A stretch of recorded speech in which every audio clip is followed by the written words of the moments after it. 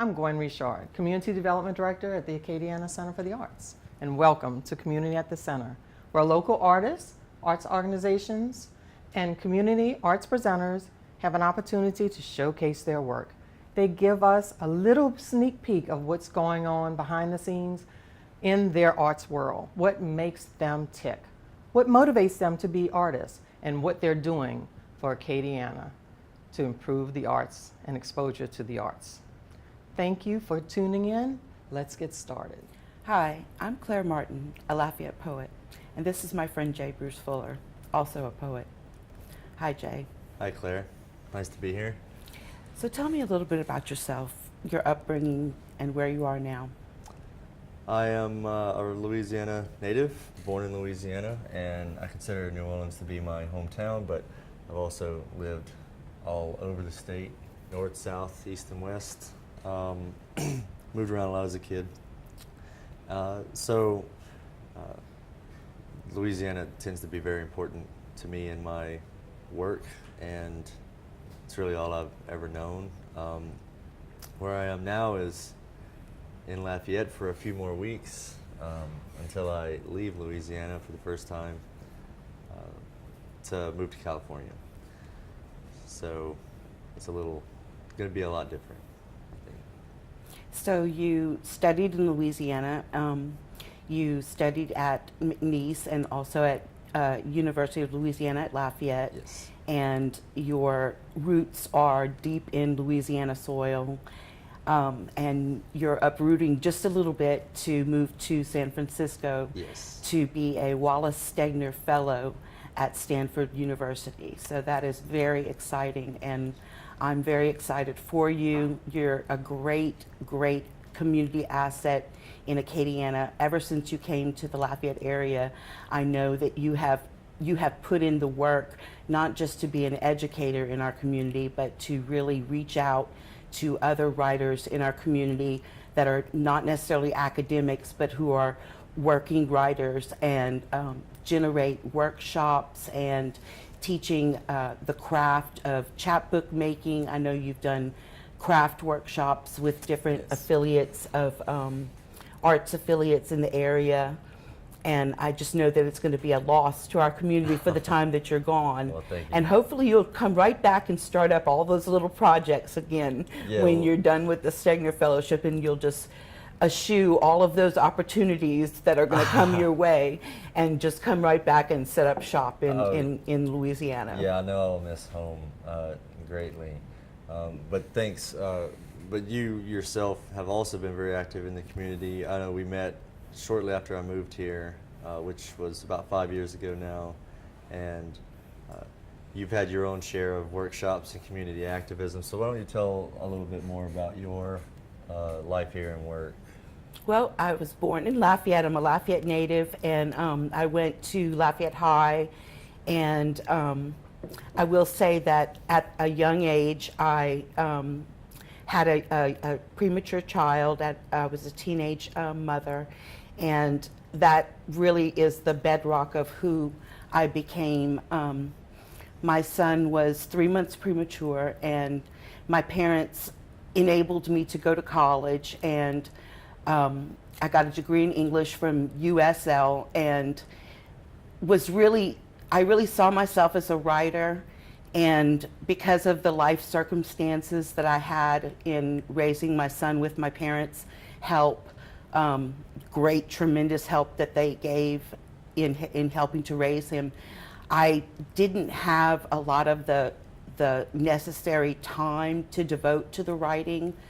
But when my son died in 2004, I just felt that it was my duty to really focus on the gifts that I was bestowed of a talent for writing. And I just felt like that was the time that I had to really buckle down and honor those gifts and just really get serious about writing. So I just sat down at my desk and for 8 years just plugged away at it. And this right here was the result of, I'm just like 2 weeks after my son's death, I was writing poems, just furiously, just driven driven to write. Yeah, so of course you're talking about your first book, Yeah. Eating the Heart First, which I remember first reading that book. It's a powerful, beautiful book. Thank you. That has a lot to do with your son Adam, the impetus for the book. So what was the kind of ultimate payoff, I think, after these 8 years? It took a long time to write the book, well worth it. Thank you. And now the book is in the world. How did that change your life and career? Oh my God. It was 3 days before Christmas of 2011. I had a 2-hour conversation with the editor from Press 53 on the telephone, and he told me that they were going to publish the book. And I went outside my house and I sat on the front porch steps and just cried and just looked up at the sky, and it was like things just melted away. Shame and sorrow and all of these things that I had like held against myself just went away. These things that I felt like I had been fighting against.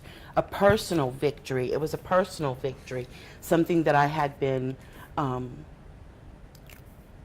just fighting against in myself. It was just an achievement that meant so much to me. And later in 2013, I was able to travel to Winston-Salem, North Carolina, and meet the publisher, Kevin Morgan Watson, who runs Press 53, and just shake his hand and tell him thank you for changing my life, because it really did change my life. I was just able to have a renewed self-esteem. It really changed my self-esteem to know that I could create something beautiful out of sorrow. You know, an episode of sorrow that is very hard to fathom for anyone that would have had the life circumstances that I had.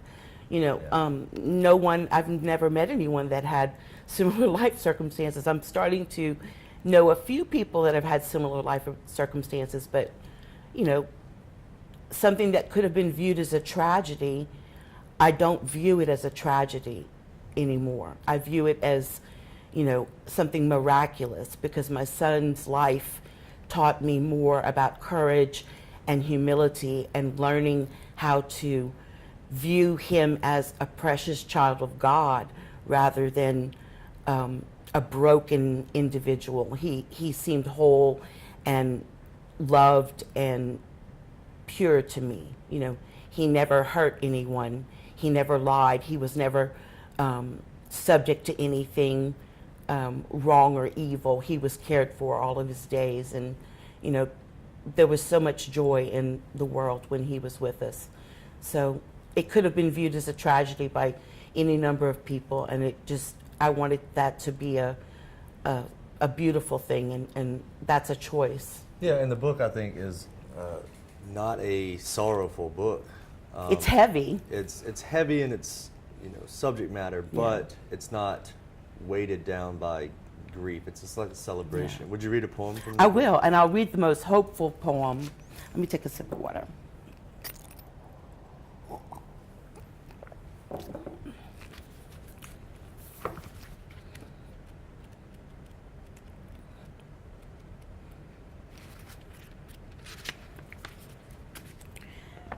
Do not let death catch you, or the ocean take you into spiraled caverns where no living thing sees light.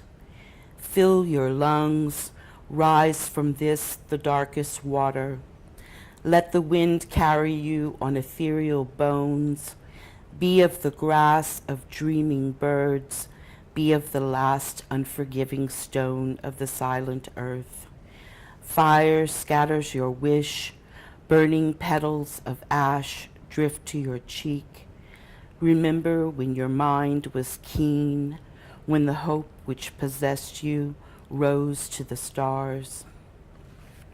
I think that's the most hopeful poem in the book. It's the one that says, don't let it get you. Right. Outrun it if you can. So Jay, we started off talking about you, but I turned the whole conversation to myself. I did that on purpose. Oh, I stop it. So tell me, Jay, you're going to spend 2 years writing. Hopefully. Are you going to write about Louisiana? I can only expect that. I mean, it's all I've ever really written about, just to be honest. And I don't know why that would change. You know, my life here, the landscape here, family and culture, that all plays very heavily into my work. So I can't imagine that it would be any different. Probably worse. I'm expecting that I would be much worse about it. Really? So there'll be a longing, a deeper longing, perhaps, being in a different, you know, geological environment, a different state, a different mindset, different culture. I've heard, you know, from many other writers I know that once you leave a place, you write more intensely about it. So I am assuming that will be the case, and you know, we'll see what kind of work comes out of it. And hopefully it's good.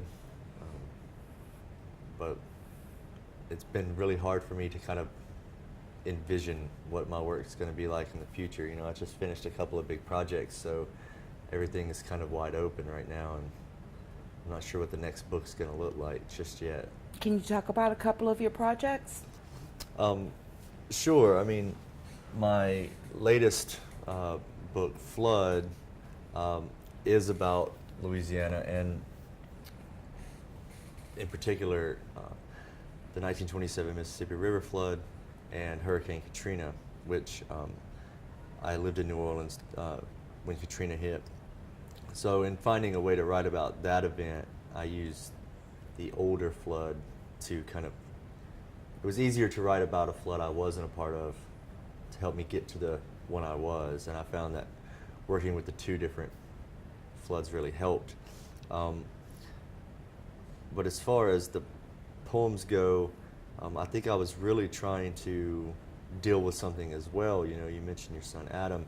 You know, for me, writing head on about Hurricane Katrina wasn't working, and I failed many times to write poems that said what I was feeling or didn't come off as, I don't know, sentimental or, you know, trite. So it took a little while. It took a few years to kind of get this book together, but I think it maybe came back to what I was starting out with. And I started the book pretty early on, probably some of the poems in it as early as 07, 06, 07. And for me, this book is also, it's really kind of my first book in a way, because even though I'd written many other poems before, it's where my kind of style settled in working on this project. And maybe we need, you know, some kind of forging force, some event or something like that to kind of like focus the work. You know, I had been writing for years as a child and as a teenager, and I must have wrote 1,000 bad poems up until you know, my mid-20s, and it wasn't really until Katrina, I think, that my work focused and really got better. So Kind of like pressure creates diamonds. something like that. Just kind of gave me maybe the little spark that I needed to really pour myself into the work. I feel like all my prior poems were surface level exercises, so maybe there's something to that. Would you read some selections from Flood? Sure, and I think I will read an earlier poem, one of the first that I wrote, not knowing that this would become a project. And it's kind of a poem that kind of showed me the way to write the other ones, a keystone poem, if that's even such a thing. But it's one of the earlier poems that I wrote for this book. It's called In the Backwater. The water rises slowly, a creeping drown measured on cattail stalks. It consumes the banks, scuttling the pelicans from their feast in our fishnet pens. We count the cinder blocks, weigh our options in inches, consult our almanacs, and revive our rituals. We dance quietly on plywood floors and shake salt at the water beneath the door. So in that poem, I was just trying to get at something maybe primal, something ancient, in a place where we all have to deal with water and floods.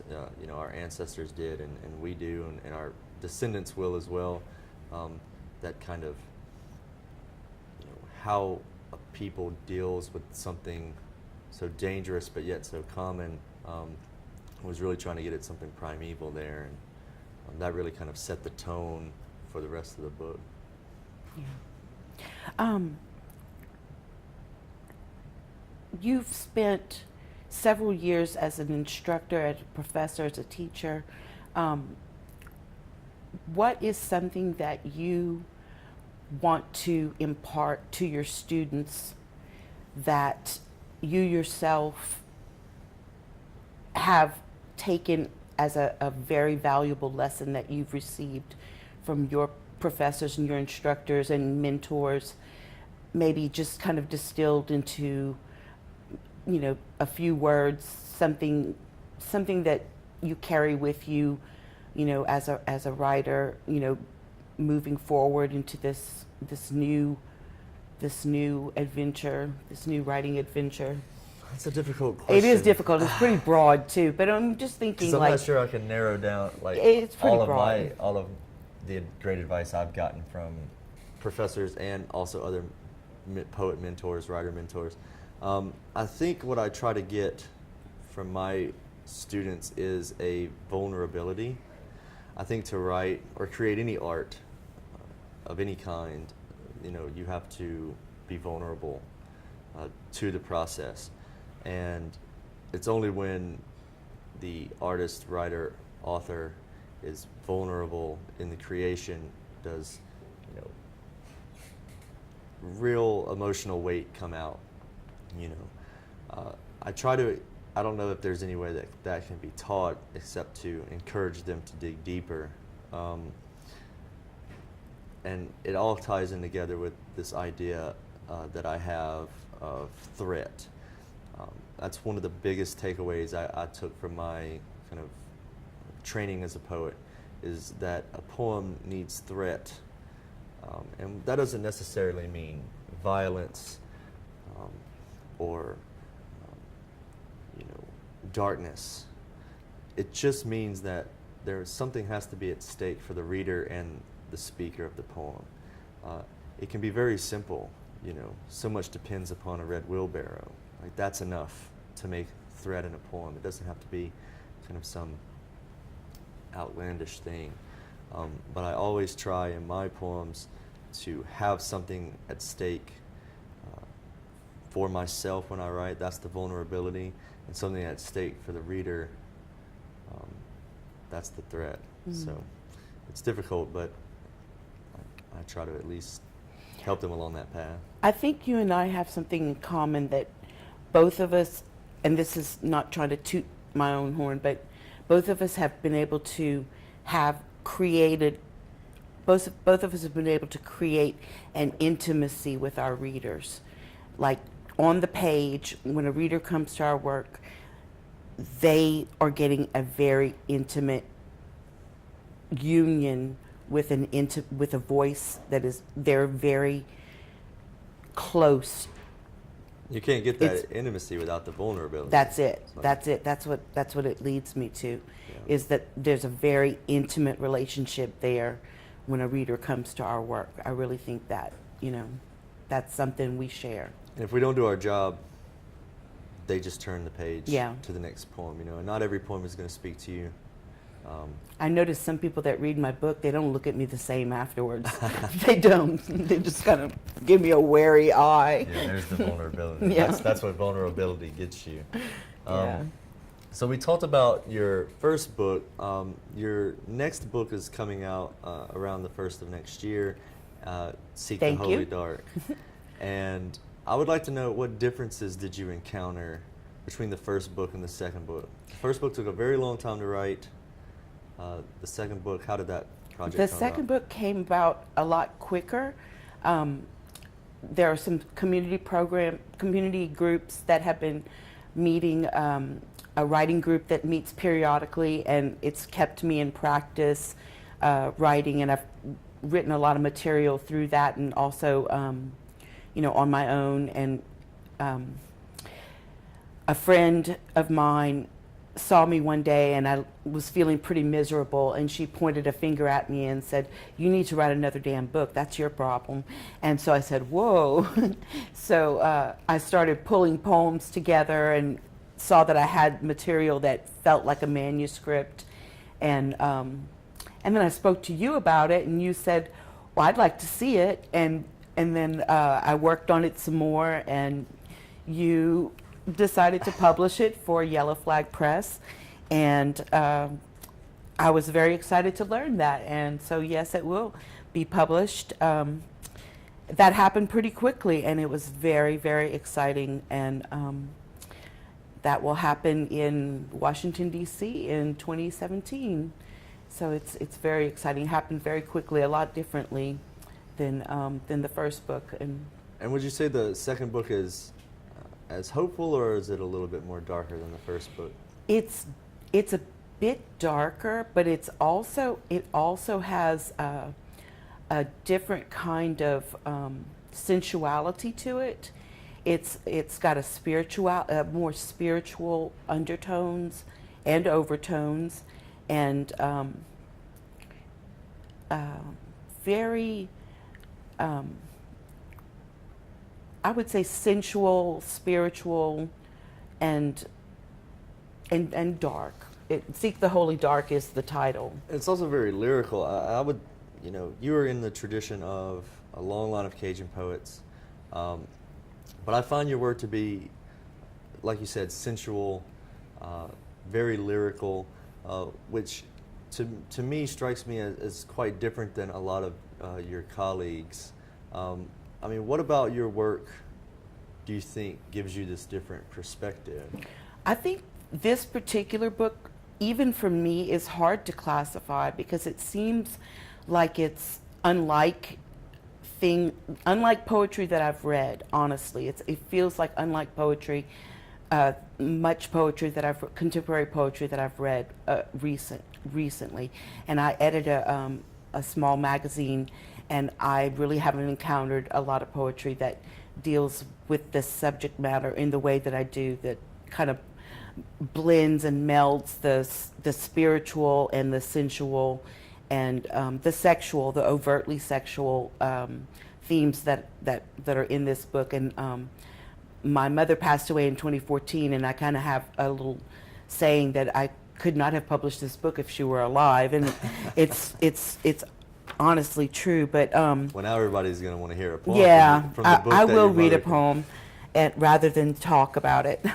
I'll read the title poem, which again is "Seek the Holy Dark," and it came about through a ekphrastic project through Blue Fifth Review, which is a well-known internet journal of poetry, and the photograph was titled "Birds and Fence" by a photographer named Joanne Tomaselli, and I wrote this poem in response to it. No wind stirs us as we mull earth, a sky, wire-bound wood. We only surmise the fence contains a breath for one impenetrable moment. Our pearlescent eyes sever the heads of kings of night when merely perceived. Bone by bone by bone, we keep whole the world's shadow and perfume its inhabitants with an incalculable weather. You cannot know majesty from mundane. We begat all mysteries. Do you seek the heart too? It is made of naked coal, and the wine which flows throughout is the remnant of horror storms. If we do not fly, we claw, reap, hunger for that which you leave behind. We will eat freedom from your palm if you relinquish it. So there's a lot more surreal imagery in this book, and that's what I feel drawn to more and more as a writer, sort of a surrealism. Yeah, to me, the new book doesn't give you much of a place to stand, and that's challenging because it's so heavily lyrical and so surreal in places that you kind of get, maybe not vertigo, but that may be too strong, but that's a good thing, though. You know, you lose your place, you know, the chair you're sitting in, the room you're reading in, you know, and the poetry can then kind of take you to another level, you know, if you let it. So I see Good. I did my job well. Yeah, I think so. Okay.